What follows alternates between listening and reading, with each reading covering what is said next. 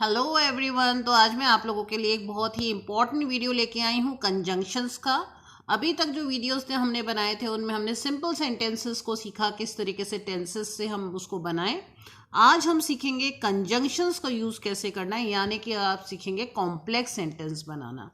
क्योंकि हमें इंग्लिश में स्पोकन में बहुत बार बड़े बड़े सेंटेंसेस बनाने होते हैं जो कि हमको बहुत ज़रूरी होते हैं, तो हमें कंजंक्शन का यूज़ आना बहुत ज़रूरी है। आज मैं आपको ट्रांसलेशन यानी हिंदी से इंग्लिश में सिखाऊंगी, तो आपको बहुत ज़्यादा आसानी से ये चीज़ समझ में आ जाएगी। तो आज हम बहुत कुछ इम्पॉर्टेंट कंजंक्शंस में आपके लिए लेके आई हूँ। आप लोग ध्यान से वीडियो को देखें, स्किप ना करें, पूरा वीडियो ध्यान से देखें, बहुत इंपॉर्टेंट वीडियो है। और उससे पहले अगर आपने सब्सक्राइब नहीं किया है, नए हैं मेरे चैनल में, तो सब्सक्राइब करिए, शेयर कर दीजिए कुछ लोगों के साथ, और जिनको भी इंग्लिश सीखने का मन है उन सब से शेयर करिए, सभी को शेयर करिए, क्योंकि बहुत इंपॉर्टेंट वीडियो है। तो आज हम स्टार्ट करते हैं वीडियो। पहला मेरा सेंटेंस है, कंजंक्शन का मतलब क्या होता है। सबसे पहले कंजंक्शन का मतलब होता है जोड़ने के लिए काम आता है। जो भी हम जो सेंटेंस होते हैं, हम छोटे सेंटेंस बना रहे हैं, हम उसे जोड़ पाएँ, क्योंकि हम बहुत छोटे सेंटेंस स्पोकन में नहीं बोलते हैं, कई बार हमको बड़े सेंटेंस भी बोलने होते हैं, तो उनको जोड़ने का काम करता है कंजंक्शन। जैसे कि यहाँ पे कंजंक्शन है एंड। एंड माने हैं और। तो मुझे चाय और ब्रेड पसंद है। मान लीजिए मुझे बोलना है कि मुझे चाय और ब्रेड पसंद है, तो और की जगह हम लगाएंगे एंड। यहाँ पे एंड को यूज करेंगे और हमारा सेंटेंस बन जाएगा। तो देखते हैं कैसे सेंटेंस बनेगा। सेंटेंस बनेगा आई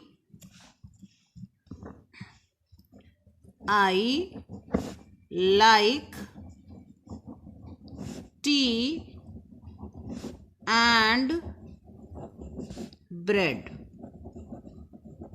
I like T and bread. तो आप देख सकते हैं एंड को यूज किया और हमारा सेंटेंस तैयार हो गया। I like T and bread, मुझे चाय और ब्रेड पसंद है। ठीक है, तो और कहीं पे भी आपको और लगाना है, वहां पे एंड लगा दीजिए। दूसरा हमारा सेंटेंस है और यानी या। तो या ये दो चीजों के बीच में चॉइस है, तो आप वहां पे और यूज करेंगे। जैसे आपको चाय पसंद है या कॉफी, यानी आप दो चीजों के बीच में चॉइस दे रहे हैं, आपको ये पसंद है ये, तो यहाँ पे आप और लगाएंगे, और या की जगह और। तो आपको चाय पसंद है या कॉफी।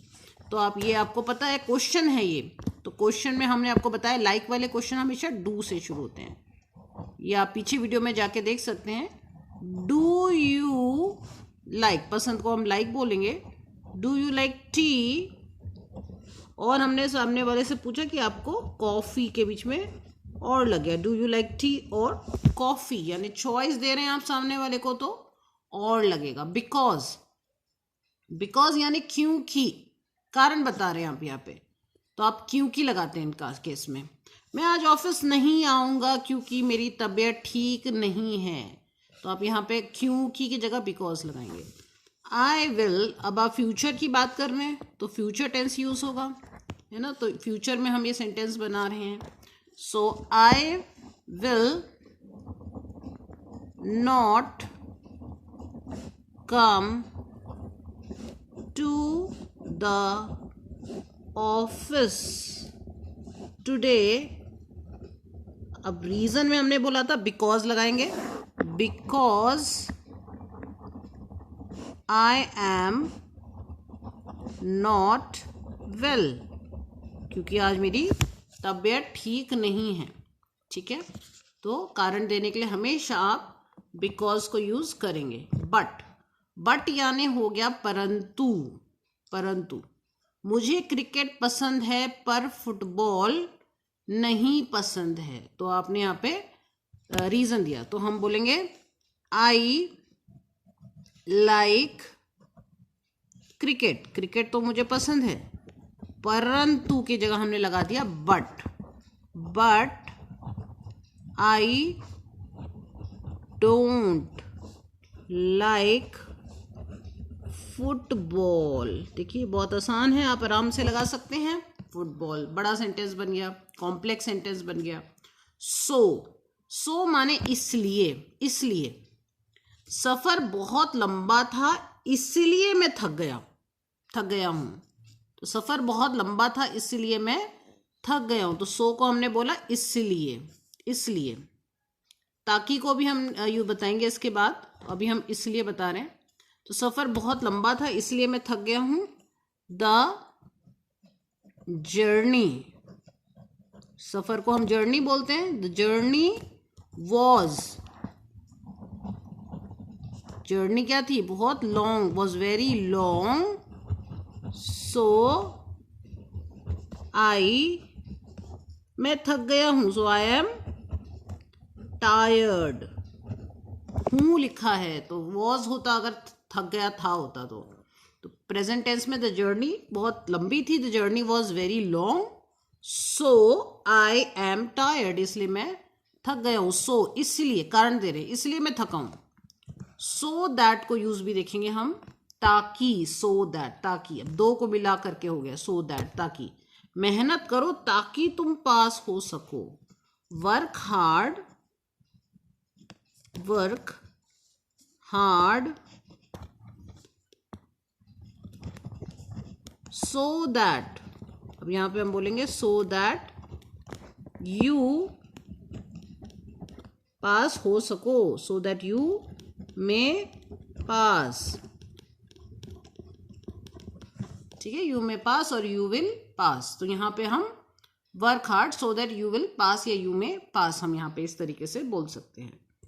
नेक्स्ट है हमारा अभी तक। अब मैं यट, यट को हमने बोला है अभी तक, यानी अभी तक कोई काम नहीं हुआ है तो वहां पे आप यट लगाएंगे। मैंने अभी तक खाना नहीं खाया है। आई हैव नॉट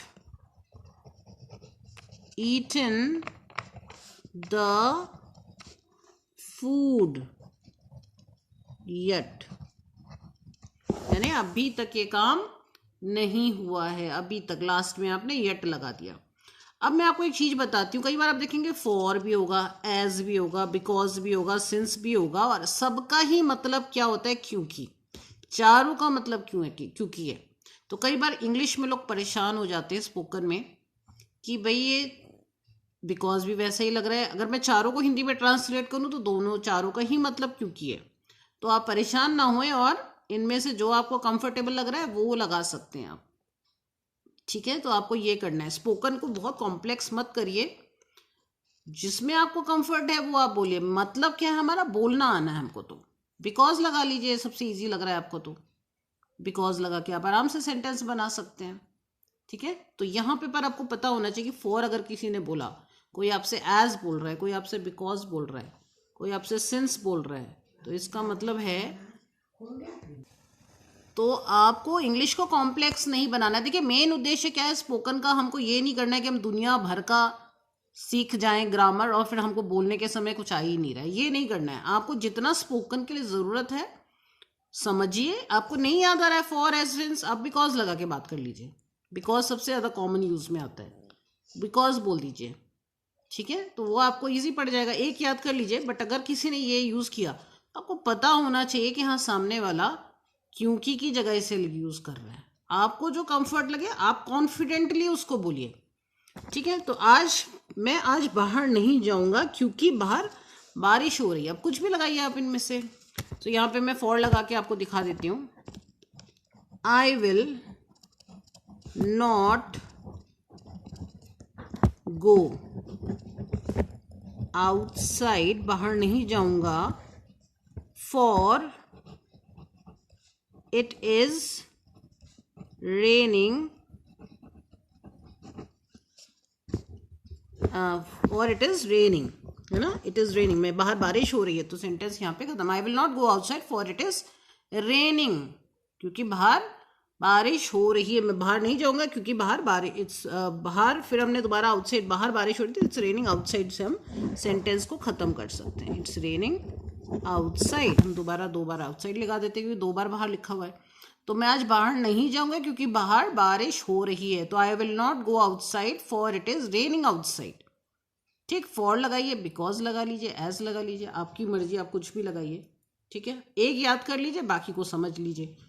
कॉम्प्लेक्स मत करिए इस इंग्लिश को, वैसे ही बहुत कॉम्प्लेक्स होती है, और आप कॉम्प्लेक्स कर देंगे परेशान हो जाएंगे आप लोग। इंस्टेड ऑफ, बजाय, दिल्ली के बजाय मैं लखनऊ जा रहा हूँ। सो इंस्टेड ऑफ, यहाँ पे इंस्टेड ऑफ को हमें शुरू में लिखना पड़ेगा। इंस्टेड ऑफ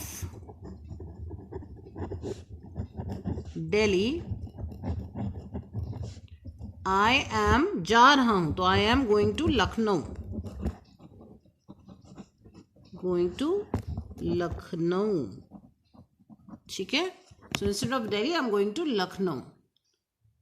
अंटिल, तब तक, अंटिल यानी तब तक, प्रतीक्षा करो जब तक वह नहीं आता, तो अंटिल यानी तब तक, ठीक है, जब तक तब तक। Wait until he will not come, जब तक वो नहीं आ जाता, until he will not come या until he come, until he come या will भी लगा सकते हैं। wait until he will not come, जब तक वह नहीं आ जाता। सो उम्मीद है आपको ये मेरा वीडियो पसंद आया होगा, ठीक है। लास्ट सेंटेंस में आपको दिखा देती हूँ और आपका ये होमवर्क है। वाइल यानी जबकि, वह स्कूल गई है जबकि उसकी माँ बाजार गई है। कन्वर्ट करिए, ये आपका होमवर्क है, कमेंट सेक्शन में लिखिए और मैं चेक करूँगी आपने किया या नहीं किया। सो ये वीडियो को मैं यहीं पे फिनिश करती हूँ। अगला वीडियो जल्द आपके सामने लेके आऊँगी। सब्सक्राइब करिए, शेयर करिए, बहुत सारे लोगों से शेयर करिए और अगली बार मैं आपके लिए और कंजंक्शंस के वीडियो लेके आऊँगी जो रह गए वो कंजंक्शंस के। तब तक के लिए बाय।